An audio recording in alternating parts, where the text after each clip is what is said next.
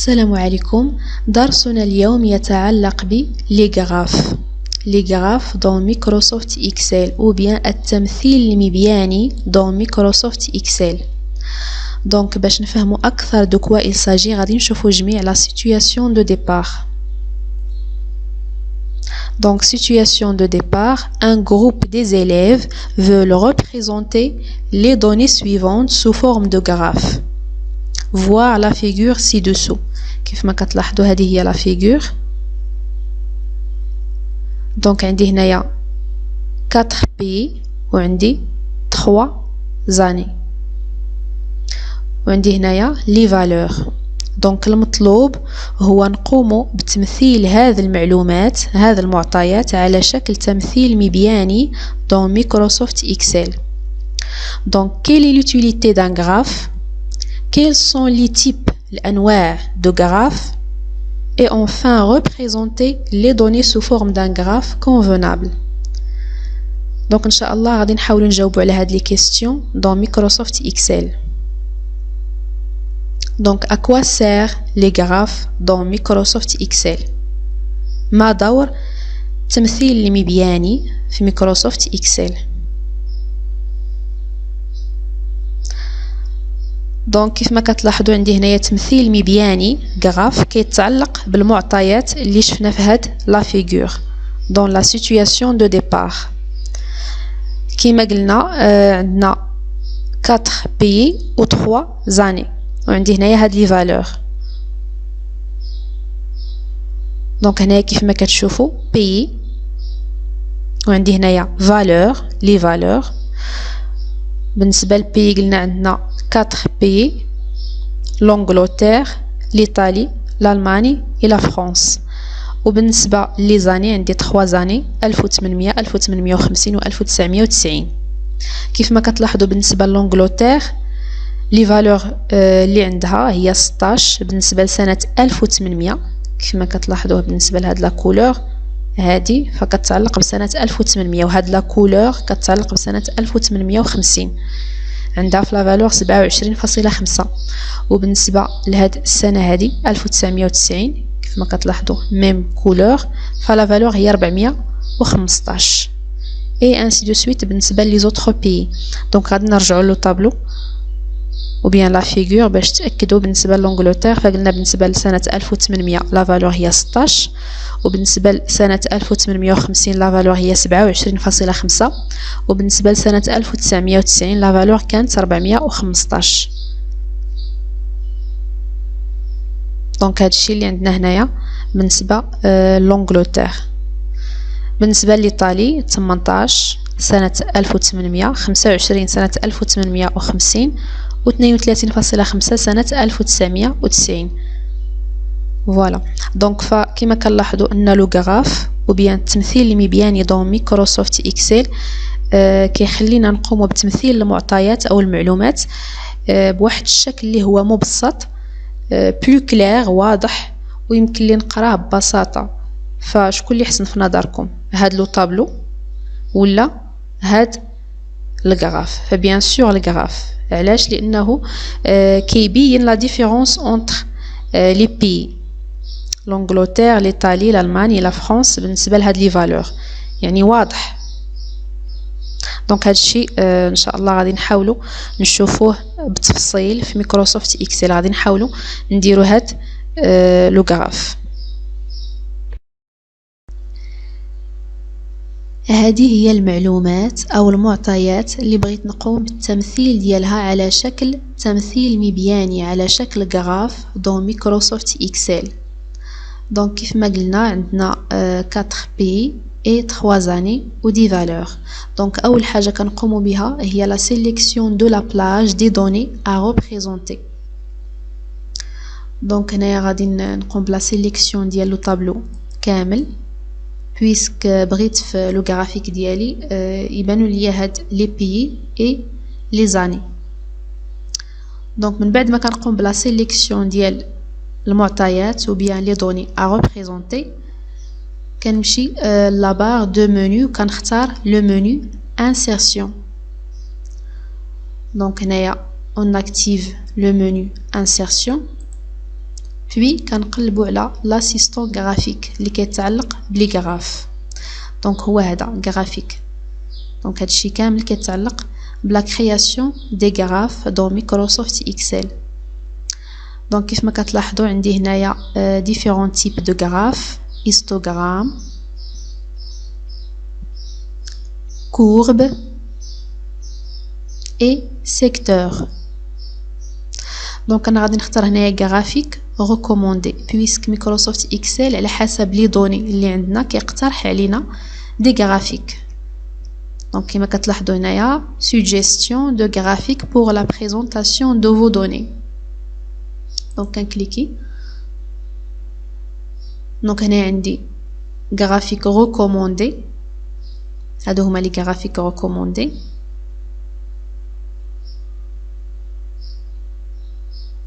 هما هادو هنايا كيبانوا على هاد الجانب.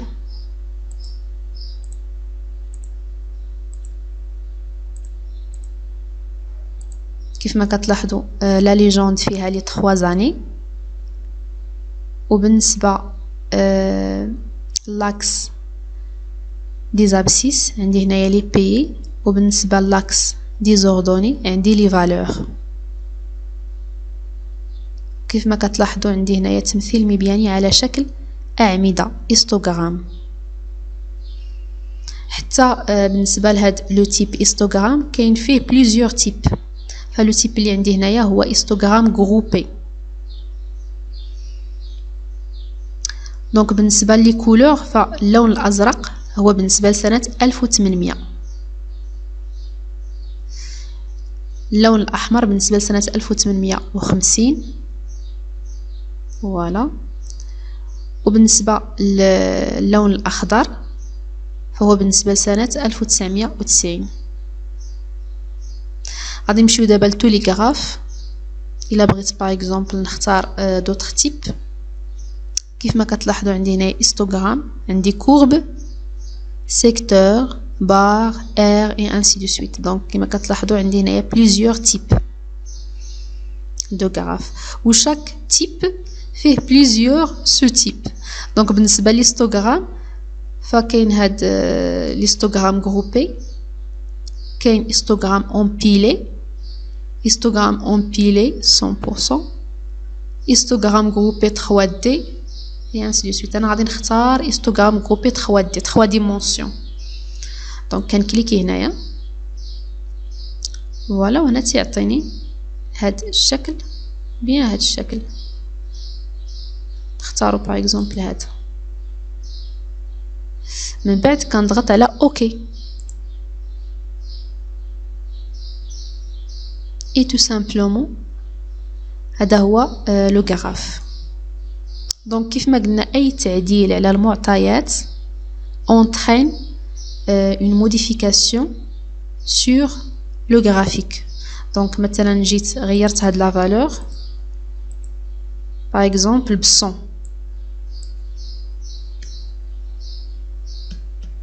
entrée فوالا. كيف ما كتلاحظوا هذه طلعت، حيت لا موديفيكاسيون كتعلق باليطالي بالنسبه لسنه 1850. دونك عطاني في لا ليجوند لي بي، وفي لاكس دي زابسيس عطاني لي زاني. دونك فايلا بغينا العكس دونك غادي نكليكي هنا وغندير ديليت. الا بغينا العكس نعاود نسيليكسيوني لو طابلو ديالي ونمشي للانسيرسيون غرافيك ريكوموندي تو لي غراف. اختارينا هاد لو تيب هيستوغرام غروبي 3D، ونختار باغ اكزومبل على هاد الشكل يكونوا عندي لي زاني في لا ليجوند ولي بي في لاكس دي زابسيس. بغيت العكس كيف ما شفنا قبل فغادي يكونوا لي زاني في لاكس دي زابسيس اي في لا ليجوند غيكونوا عندي لي بي. دونك غنختار عاوتاني هنايا هاد لو غراف. دونك اوكي فوالا. دونك هنايا قمنا بعكس الغراف اللي قبل دونك في لا ليجوند عندي لي زاني وفي لاكس دي زابسيس عندي لي بيي. دونك هنايا يمكن ليا نقوم بدي موديفيكاسيون سور لو غرافيك. دونك كيفما كتلاحظوا عندي هاد البلوس élément de graphique. دونك شنو اللي بغيت يبان ليا هنايا لاكس، الا مثلا ديكوشيت فمشاو لي زاكس، بغيت يبانوا لي زاكس غادي نكوشي على هاد اكس. تيتر دي زاكس ها هو دا، مثلا نكتب هنايا بايي بالنسبه لاكس دي زابسيس، وبالنسبه لاكس دي زوردوني نكتب فالور. ما بغيتش باغ اكزومبل دونك لي زيتيكيت دو دوني يبانوا، راه ديكوشي بغيتهم يبانوا غادي نكوشي. هانتوما بالنسبه لونجلتير لي فالور هي 16 27.5. اي بالنسبه لسنه 1900 اللون الاخضر بالنسبه لسنه 1990 ف 415. طابل دي دوني لا بغيتو يبان هاد لو طابلو هذا، سينو غادي نديكوشي كادغياج ولا ليجوند.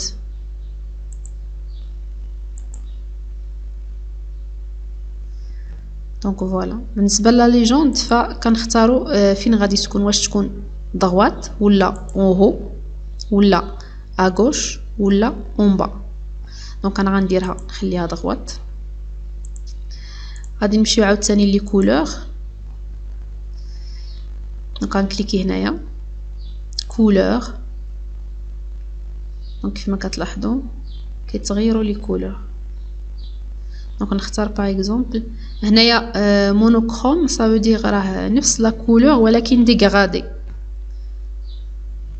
هانتوما بحال مثلا هنايا ديغرادي في الغوج ولا الكرونا، هنايا في لو فير ainsi de suite.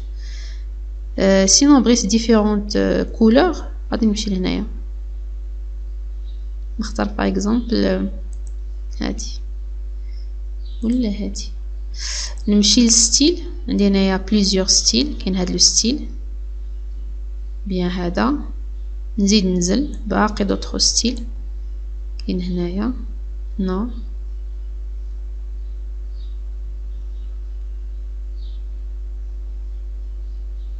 نختار باغ اكزومبل هاد لو ستيل صافي. غير بالنسبه للموديفيكاسيون فاما على هاد الشكل كنسيليكسيوني وبيان كنجي لهنايا كرياسيون دو غرافيك. راه اون فوا كنسيليكسيوني لو غرافيك ديالي فكنلاحظ هاد لا بار هادي كاين هنايا دي زوتي ممكن نموديفيها. نتوما كتلاحظوا لي ستيل هما هنايا كاين هاد لا بار هادي موديفيكاسيون دي كولور et ainsi de suite. بالنسبه للتيتر دو لاكس فكنجي غير لهنايا ونكتب، كنمسح هادشي نكتب فالور.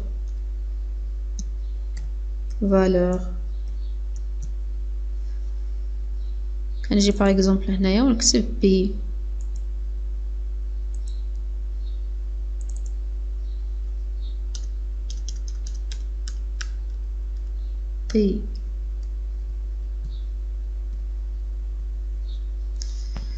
تيتر دو غرافيك بغيت نخليه، ما بغيتوش كندير ليه ديليت نحيدو.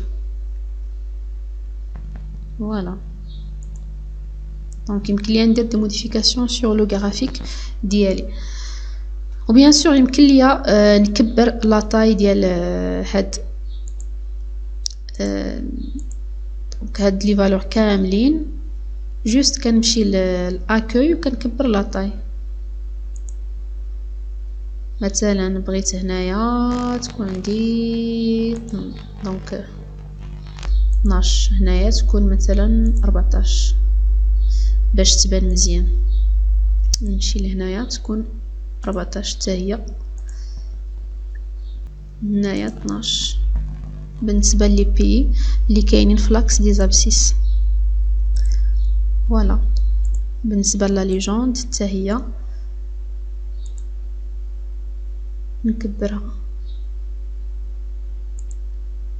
باش تبان. حتى لو غراف الا بغيت نكبرو راه غير من هنايا.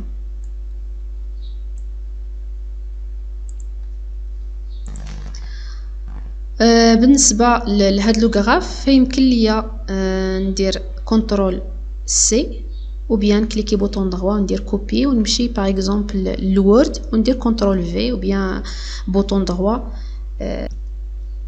coller. بالنسبه لي زوتر تيب دونك غادي نسيليكسيوني toujours la sélection. Après toute modification غنمشي لانسيرسيون نمشي عاوتاني للغرافيك ريكوموندي تو لي غراف نختار لي كورب.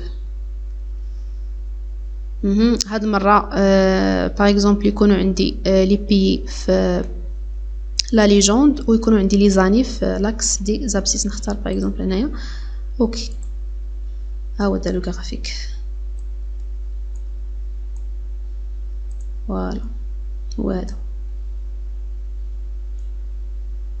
صافي. وكندير لي موديفيكاسيون سوا كنموديفي كنسيليكسيوني لو غراف ندير لا موديفيكاسيون en utilisant هاد لي بوطون. سينون كنمشي لهنايا الكرياسيون دو غرافيك وكنغير ميزون فورم. حتى لا ميزون فورم ممكن نستخدمها في لا موديفيكاسيون ديال لو غرافيك. دونك هنايا عاوتاني نمشيو نختارو لو تروازيام تيب اللي هو سيكتور.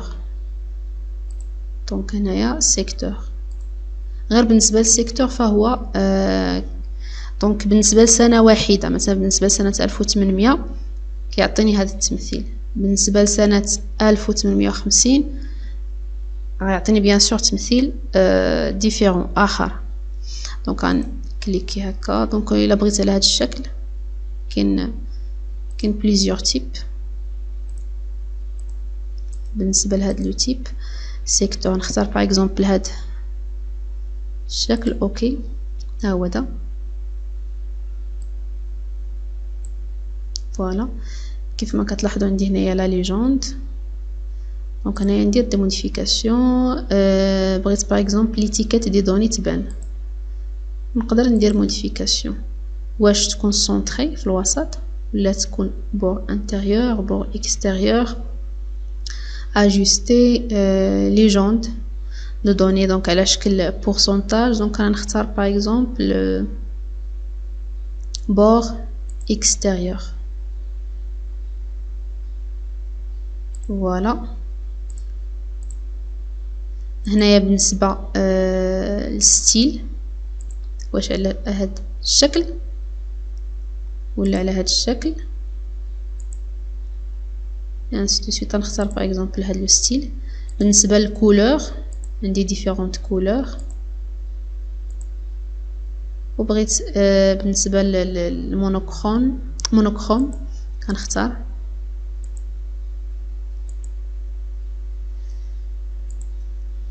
ديفيرونت كولور. نختار هنايا فوالا. عاوتاني نمشيو لهنايا. فبالنسبه لهنايا عطاني لو سيكتور بالنسبه لسنه 1800. فإلا بغيت لو سيكتور بالنسبه لسنه 1850 شوفوا لي دوني كيفاش غادي يتغيروا. شوفوا بليطو الشكل ديال السيكتور كيفاش غيتغير. ابليكي فوالا. بالنسبه لسنه 1990 ابليكي فوالا.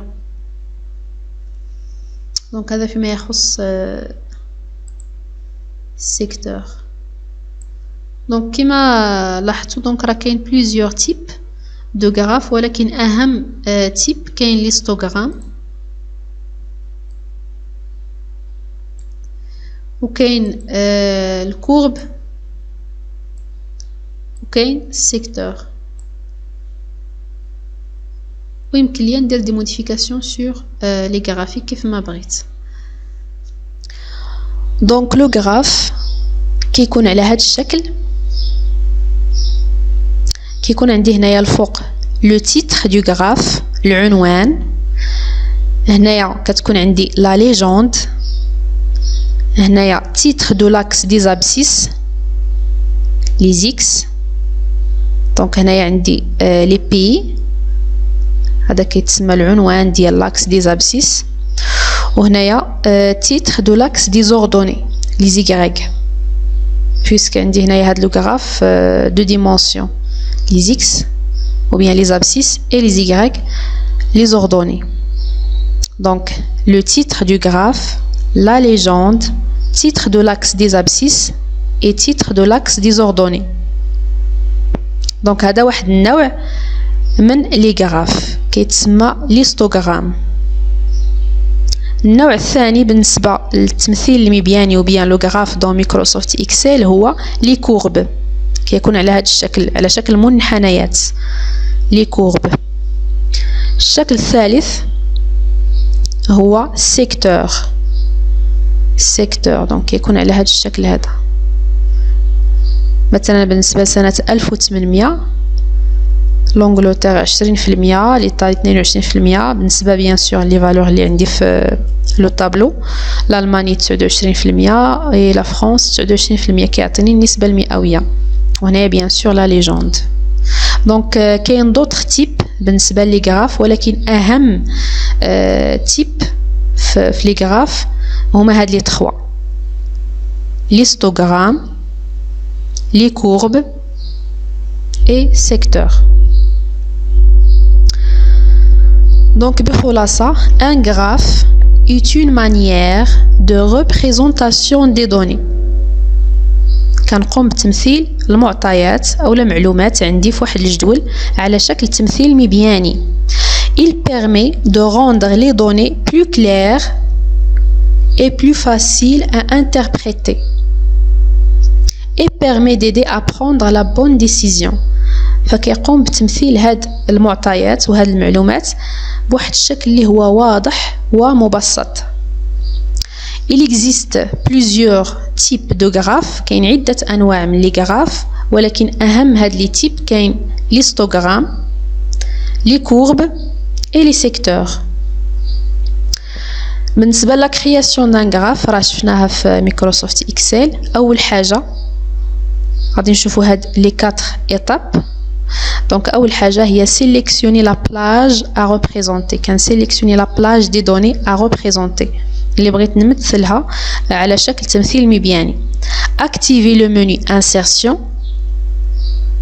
كنمشي لا بار دو منو كنactiver le menu insertion، puis cliquer sur l'assistant graphique، كنختار l'assistant graphique، et enfin choisir le type du graphe désiré على حسب المعطيات. واش بغيت هاد المعطيات يكون التمثيل المبياني على شكل هيستوغرام او بيان على شكل كورب او بيان على شكل سيكتور. وكاين دوطخ تيب. remarque le graphe et la plage de données dont il est issu sont liés. طبيعة الحال راهم مترابطين، هذيك لا بلاج دي دوني سيليكسيوني مع لو غراف. فأي موديفيكاسيون، أي تعديل على لي دوني دونك دون فاسون اوتوماتيك غادي يظهر لنا هذا التعديل في الشكل ديال لو غراف، يعني في التمثيل المبياني. Cela veut dire que toute modification dans la plage de données est suivie d'un changement dans le graphique. Donc أي تعديل على la plage des données donc est suivi d'un changement dans le graphique. بطبيعة الحال غادي يأثر على لو غرافيك. دونك هذا فيما يخص التمثيل المبياني dans مايكروسوفت اكسل.